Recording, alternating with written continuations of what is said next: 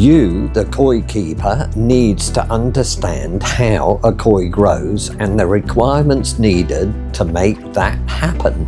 The problem is with the koi keeper, not with the koi. The problem is with the koi keeper not giving the koi the right conditions to grow. The koi, they know how to grow, but need to be given the right conditions by the koi keeper. After 30 years breeding over hundreds of thousands of koi, I'm breaking down the essential building blocks for growing on koi. You can grow koi with some success without them, but I guarantee far better results than you ever imagined with them all in place. Let's deep dive.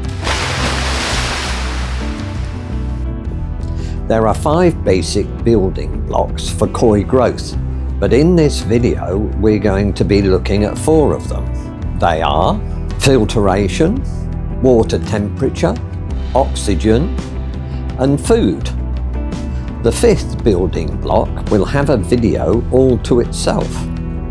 If you have all these blocks in place in your pond, you will have growth. But unless you understand what part each of these factors plays in growing koi, you will lack great koi growth.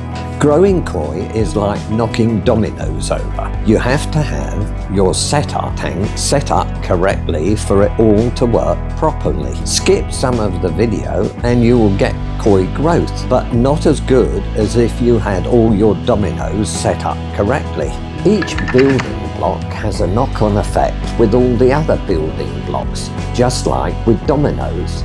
It's the accumulative effect of all of them being in the right place, working together. But miss a block or domino and the whole thing suffers. In our case, koi growth. What I can tell you, if you watch the video right through, okay, it's not the most entertaining video, but it will educate you on koi growth.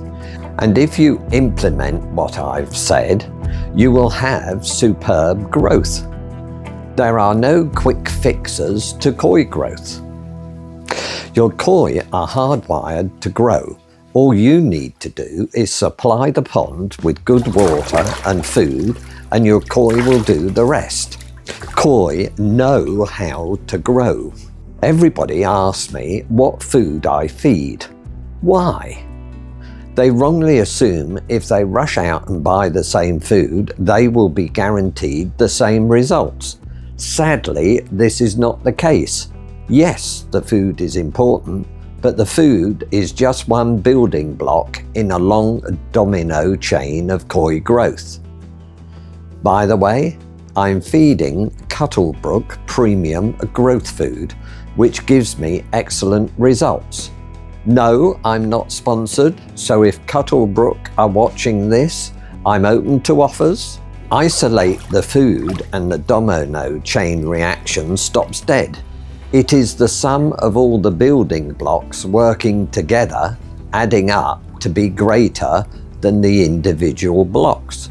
The whole is greater than the sum of the parts. A constant stream of good quality food for koi to eat in sufficient quantity. A little and often is far better than a bucket of food chucked in a day.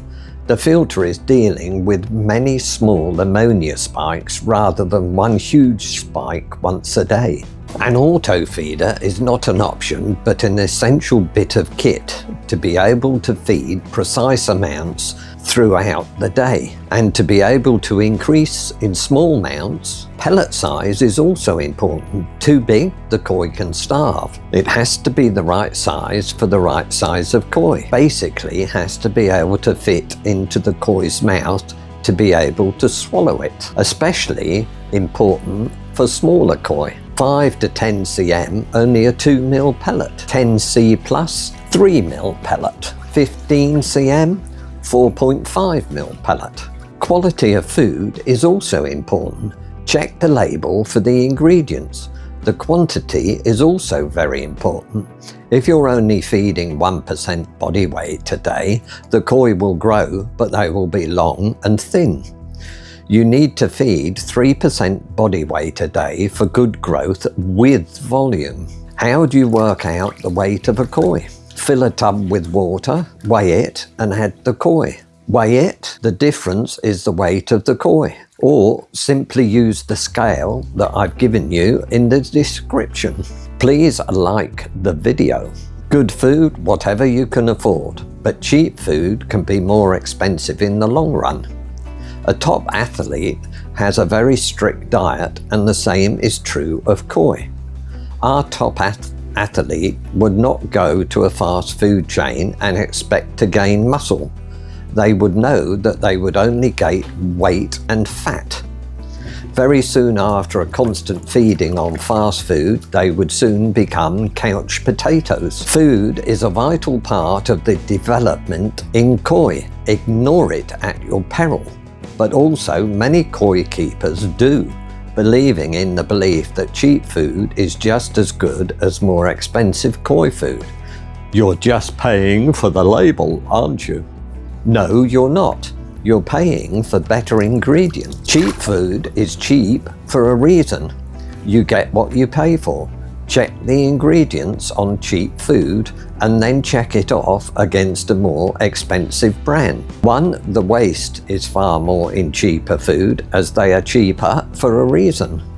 They have to save costs somehow to make a profit. They do this by cheaper alternative sources like poultry waste and bulking out the food with fillers, which have no nutritional value, as you end up feeding more, but you get less growth. But you do get more waste. If you're interested in koi growth, then subscribe and hit the bell button to be notified when a new video comes out. There are over 300 videos to binge watch in the koi breeding channel on koi growth and koi breeding.